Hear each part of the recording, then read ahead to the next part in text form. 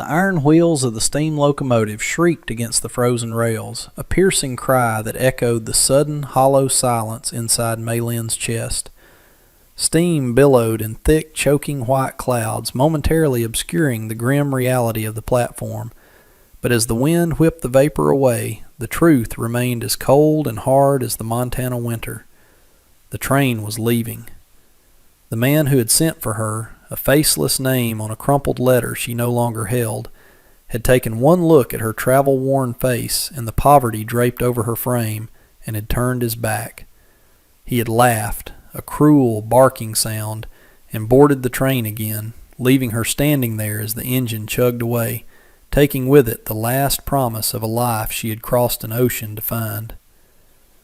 She stood motionless on the wooden planks of the Silver Creek station, a solitary figure in a landscape that seemed determined to erase her. She wore no coat.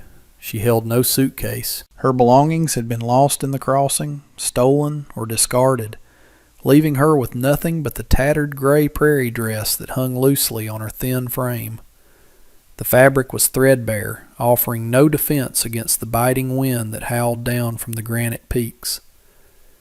But the most shocking sight, the detail that drew the eyes of the townsfolk peering from the warm windows of the depot, was her feet.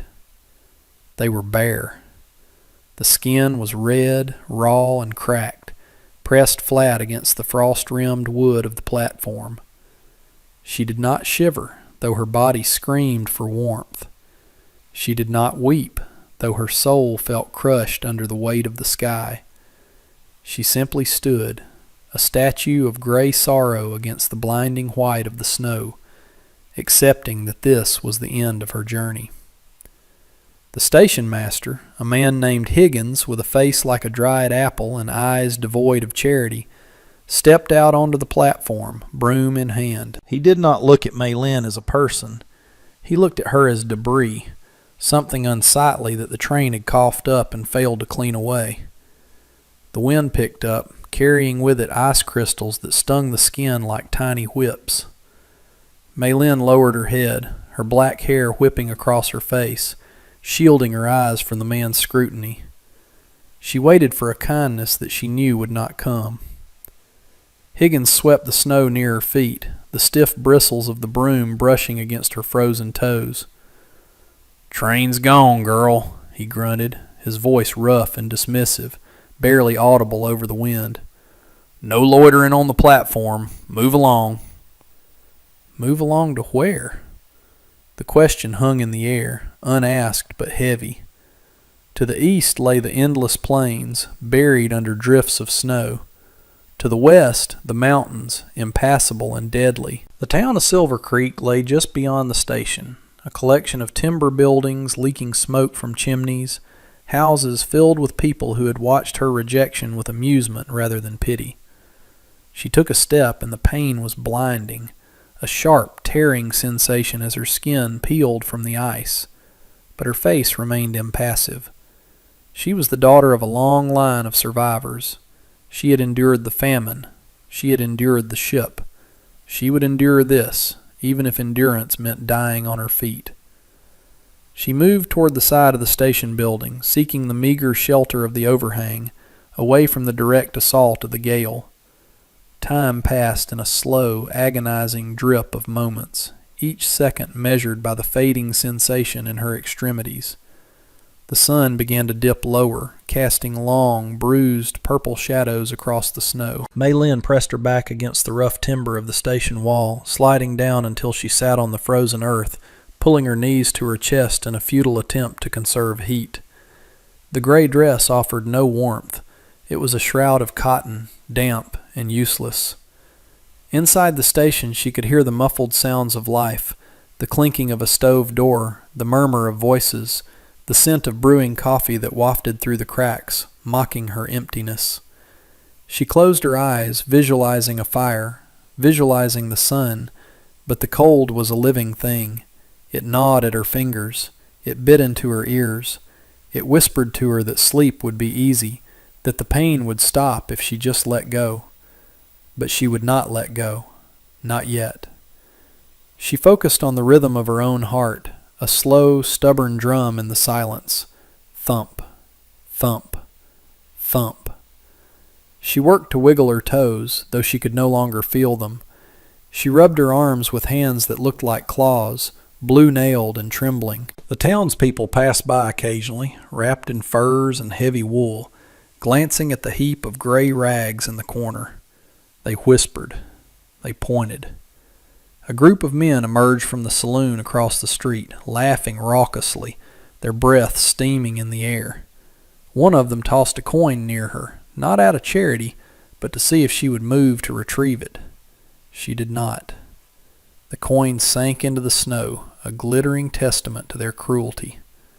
She was not a beggar. She was Mei Lin, and if she was to freeze, she would do so with her head high, staring into the coming night. The rhythmic thud of hooves broke the monotony of the wind's howl. A large black stallion, a beast of muscle and steam, plodded into the station yard, its coat matted with ice. The rider was a mountain of a man, his silhouette broad and imposing against the failing light.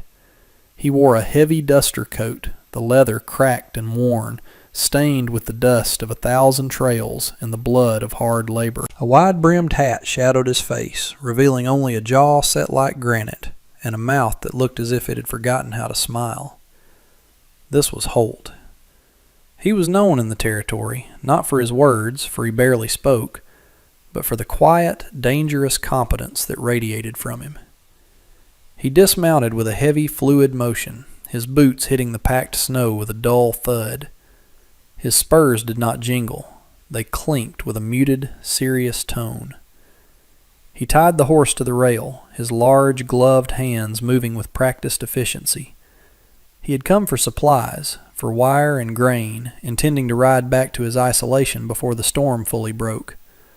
But as he turned toward the general store adjacent to the station, his eyes caught the patch of gray in the shadows. He stopped. The wind tugged at his coat, but he stood rooted, his gaze narrowing. He saw the dress, thin as paper. He saw the black hair, dusted with white frost. And then he saw the feet, bare, purple, buried in the drift. A muscle in his jaw jumped. He did not rush over. He did not cry out. He simply watched, his stillness more intense than the movement of the storm. Holt walked past her, his heavy boots crunching the snow, and entered the station house. The warmth hit him, but it brought him no comfort. Inside, the air was thick with tobacco smoke and the smell of unwashed bodies. Higgins looked up from his ledger, a smear of ink on his finger. "Evening, Holt. Heavy weather coming." Holt didn't answer. He walked to the stove, pulling off one glove to warm a hand that was scarred and callous. The men in the corner quieted down. Holt's presence sucked the oxygen out of a room. "Saw something outside," Holt said, his voice a low rumble, like distant thunder deep in a canyon. "Girl. No shoes." Higgins chuckled nervously, wiping his hands on his apron. "Ah, the mail order reject. Yeah, sad business. Her fella didn't want her. Can't say I blame him. Looks like a stiff breeze would snap her in two. She's waiting for a miracle, I reckon." A man in the corner laughed. "She's waiting to freeze is what she is. Betting pool says she don't make it to midnight." Holt turned his head slowly, his eyes dark and unreadable. The laughter died in the man's throat. Holt looked back at the stove, watching the flames dance behind the grate. He thought of the calves he had pulled from the drifts last winter, the way he had warmed them with his own body heat. He thought of the silence of his cabin, a silence that was usually his friend, but tonight felt suddenly oppressive. He put his glove back on. He didn't buy the wire. He didn't buy the grain. He turned and walked back to the door, the heavy wood groaning as he pushed it open, stepping back into the biting cold where the girl sat, a monument to a town's heartlessness. The sun was gone now. The world had turned to shades of indigo and black. Mei Lin's vision was blurring at the edges, a soft darkness encroaching on her mind. She could no longer feel her legs. The shivering had stopped, which she knew, in the vague, distant part of her mind, was the final warning before the end. She leaned her head back against the wood, looking up at the first few stars struggling to shine through the storm clouds. She wondered if the moon looked the same in China. She wondered if her mother's spirit was watching, ashamed of her daughter dying like a stray dog in a foreign land. Then the wind was blocked. A shadow fell over her, shielding her from the biting gust. She forced her heavy eyelids open. The giant was there, the man from the horse. He was kneeling in the snow, looming over her like a cliff face. Up close his face was a map of harsh terrain, lines etched by sun and worry. But his eyes were not cruel. They were clear, dark, and startlingly focused. He didn't speak immediately. He reached out a hand, massive and leather-clad, and touched her cheek. His hand was warm. The sensation was so intense against her frozen skin that it felt like a burn. Maylin flinched, a small, pathetic movement, but she did not pull away. She was too weak. "Can't stay here," Holt said. The words were not a suggestion. They were a statement of fact, delivered with a gravity that vibrated in the air between them. He looked down at her feet again, and a flash of something unrecognizable crossed his face. Rage, perhaps, or a deep, ancestral sorrow. He stood up abruptly, the movement startling her. He began to unbutton his heavy duster. His fingers, thick and clumsy with the cold, worked the buttons until the coat hung open. He shrugged it off, the heavy leather landing in the snow for a brief second before he scooped it up. He was left in his flannel shirt and vest, the cold instantly attacking him, but he ignored it. He bent down and wrapped the enormous coat around her. It was heavy, smelling of horse sweat, tobacco, and pine, a smell of life. He tucked the edges under her legs, wrapping her like a precious parcel. "Up," he commanded. Before she could try to obey, before she could explain that her legs were no longer hers to command, he scooped her up. He lifted her as easily as if she were made of dry straw, one arm under her knees, the other supporting her back. Her head fell against his chest. She could hear his heart, a strong, steady hammer against her ear. It was the loudest thing in the world. He carried her toward the horse. The station door opened and Higgins stepped out, lantern in hand. "Now see here, Holt, you can't just—" Holt turned. He didn't shout. He didn't posture. He simply looked at the station master with a gaze so devoid of patience, so filled with a quiet, lethal promise of violence, that Higgins took a step back, the lantern trembling in his hand. "She's mine," Holt grunted. It wasn't a romantic declaration. It was a territorial claim. It was a wolf claiming a wounded pup to protect it from the pack. Anyone has a problem with that, they can come to the ranch. He turned his back on the town, on the lights, on the jeering men in the windows. He lifted Maylin onto the saddle of the black stallion, her small frame swallowed by his coat. He swung up behind her, his arms circling her, creating a cage of warmth and muscle against the storm. He pulled her tight against his chest, sharing his heat, his chin resting near the top of her head. "Hold on," he whispered into the wind, though he was holding her tight enough for both of them.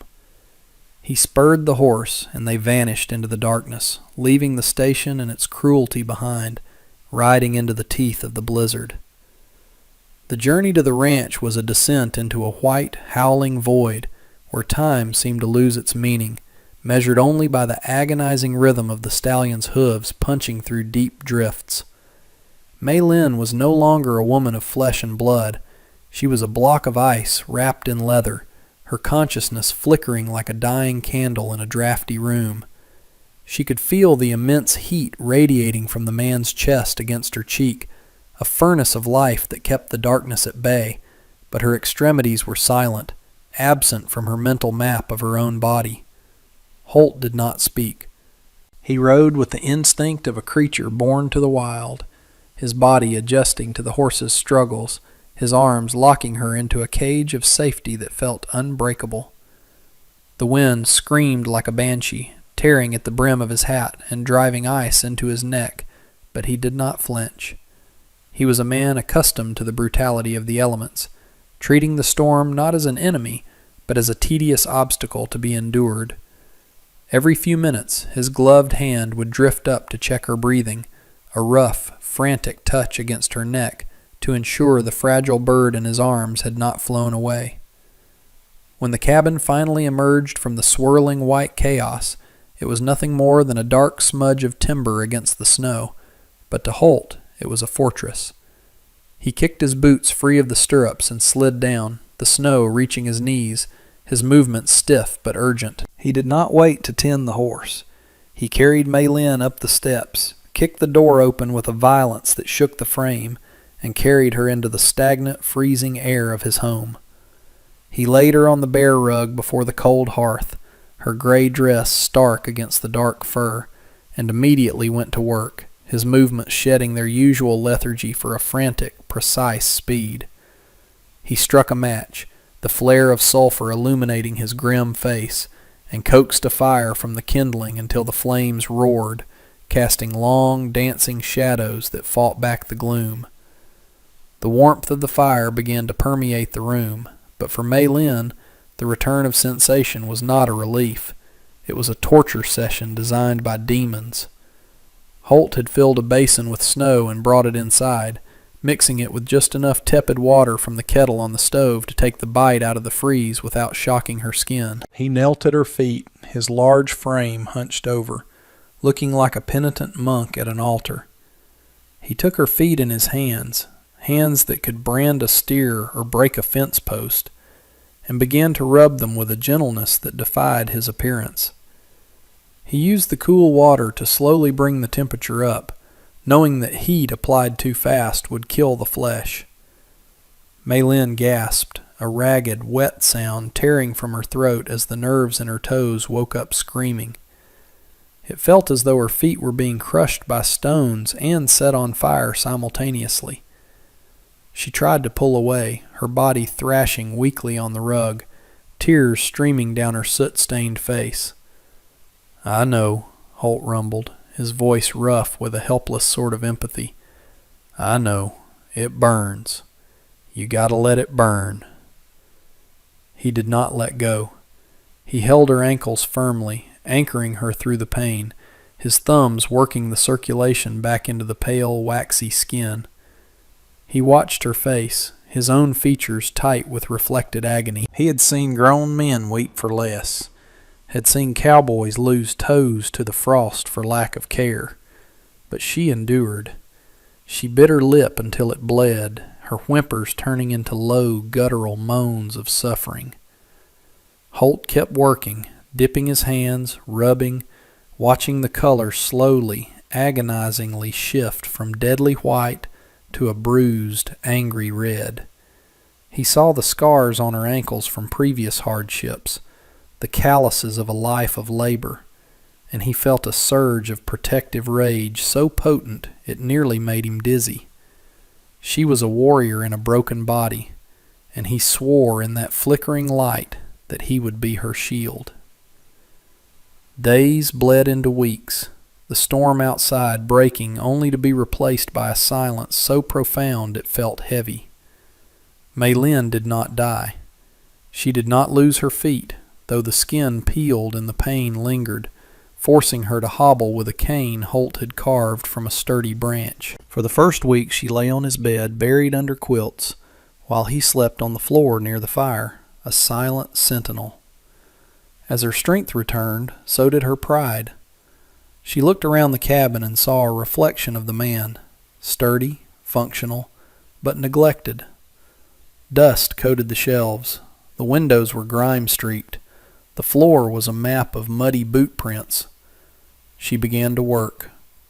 It started small, mending a tear in his flannel shirt while he was out checking the herd.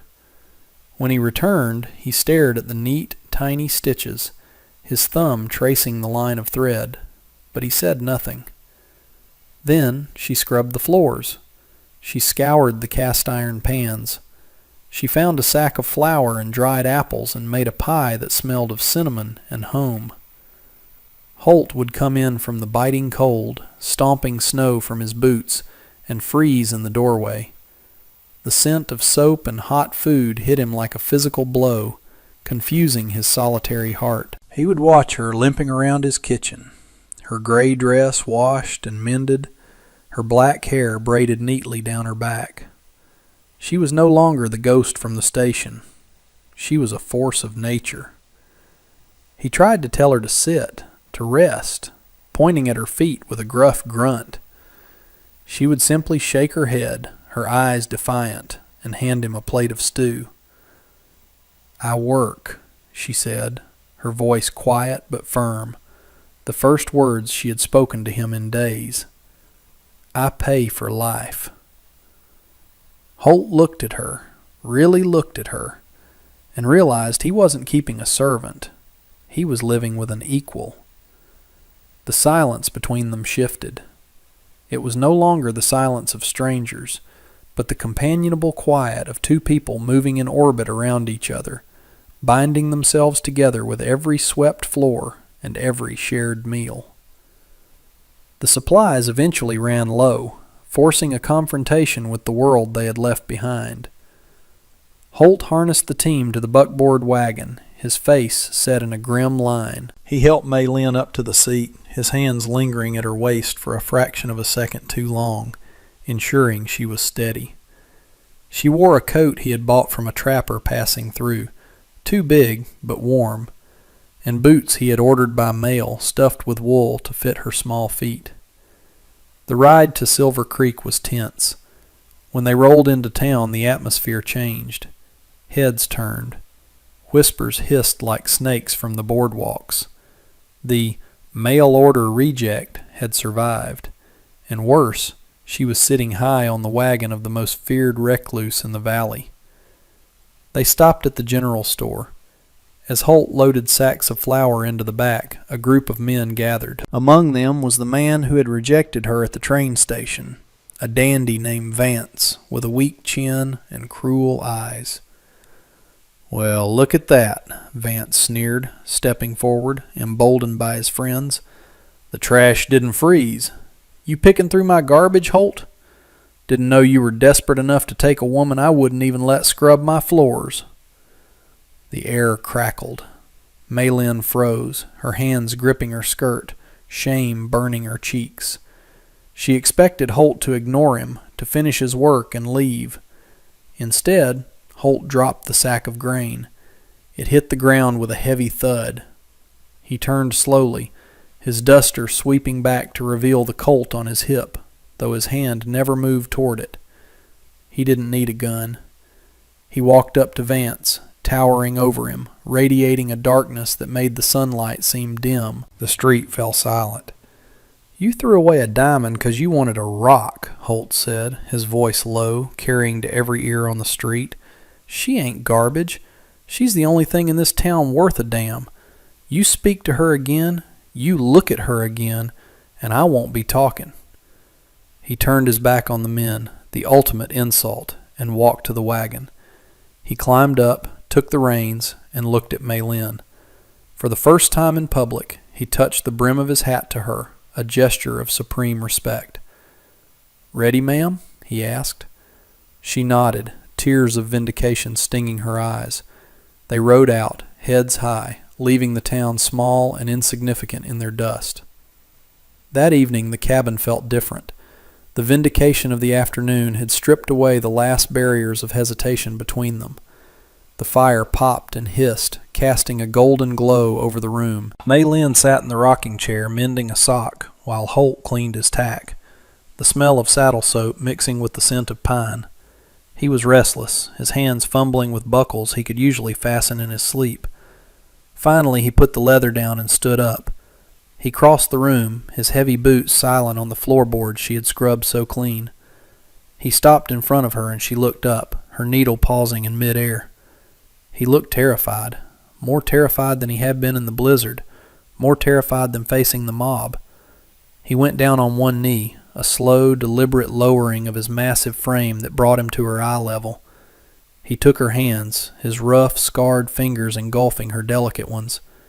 He didn't have a poetic speech prepared. He didn't have a diamond ring. He pulled a simple band of polished silver from his vest pocket, something he had hammered out himself from a coin in the late hours of the night.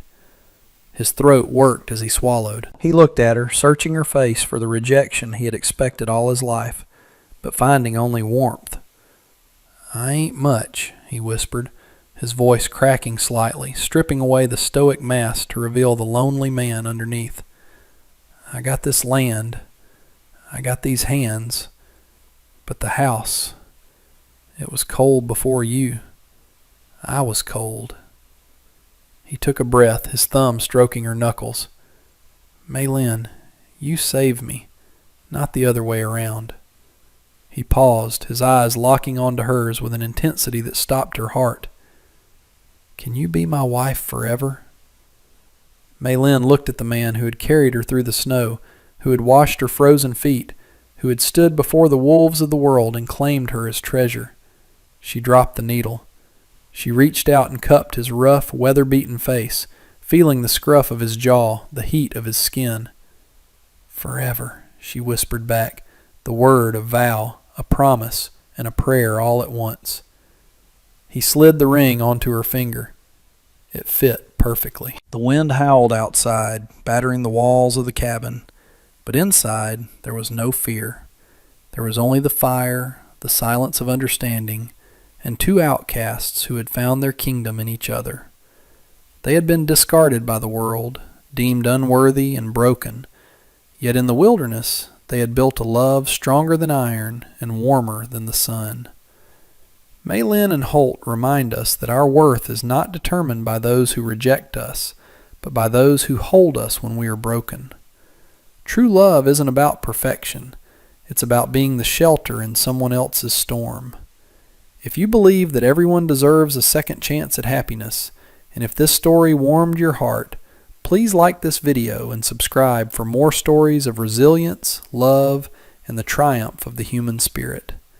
You are never truly alone.